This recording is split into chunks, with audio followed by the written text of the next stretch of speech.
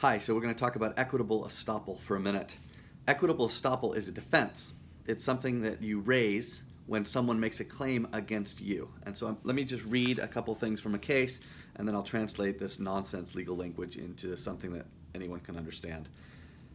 The doctrine of equitable estoppel rests on the principle that where a person, by his acts or representations, causes another person to change his position or to refrain from performing a necessary act to such person's detriment or prejudice, the person who performs that act or makes that representation is precluded from asserting the conduct or forbearance of the other party to his own advantage. Now, lots of fancy words, right? What does that really mean? What that means is that I can't say or do something that you are going to rely on and then come back around on the back end and say, never mind.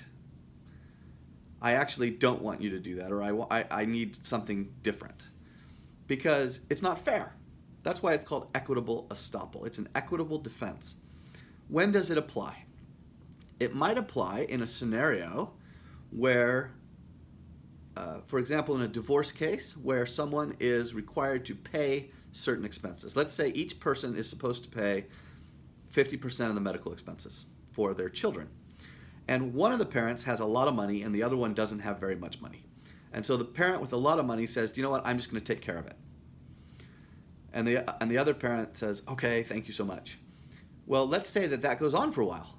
And the parent with a bunch of money comes in and says, I'm going to pay for these bills and these expenses for my kid. And they do that and they do that and they do that. And then they come back a year later or 2 years later or 5 years later, whenever, down the road, and they say, I want you to reimburse me for your portion of these expenses. That is a perfect example of where the doctrine of equitable estoppel would come into play. Because that other person said, no, I'm going to take care of it. Or they always just took care of it. And you didn't expect that you would have to come and take care of it or that you would have to pay. No. Because the other person said they were going to. And so you accepted that. You relied on that representation. And now they're coming back and saying, hey, pay me back.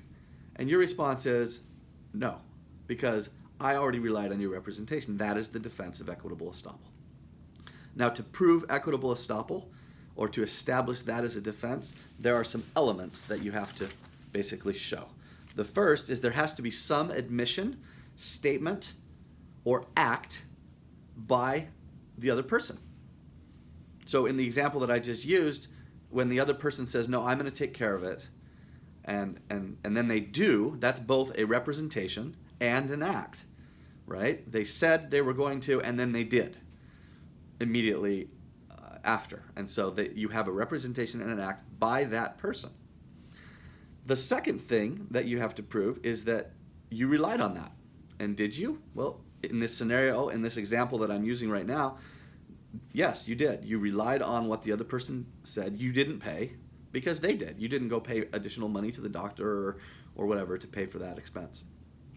And then the third element that you have to prove for equitable estoppel is that if they decide to change their mind and do something different, that's going to hurt you. Now, if you are also made of money, if you're a multimillionaire and they say, no, you know what, let's just be fair, I think you should go pay it, and you now have to pay, $500 in expenses, it's nothing for you. There is no real injury. And so you're not going to be able to establish that. But if there's a difference, if all of a sudden now you have, let's say there's thousands of dollars of expenses, and you don't make a ton of money, and all of a sudden now they come in and say, hey, you've got to come up with thousands of dollars, and you can't, that's not the way you live. You're not able to do that. That would cause you real harm and injury.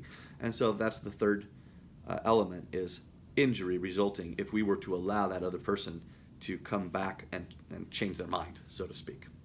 And so that is what equitable estoppel is, and that it's a defense of fairness. And we use it to defend ourselves when someone else says or does something that we rely upon, and then they want to change their mind. And if we allow them to change their mind, it's going to hurt us.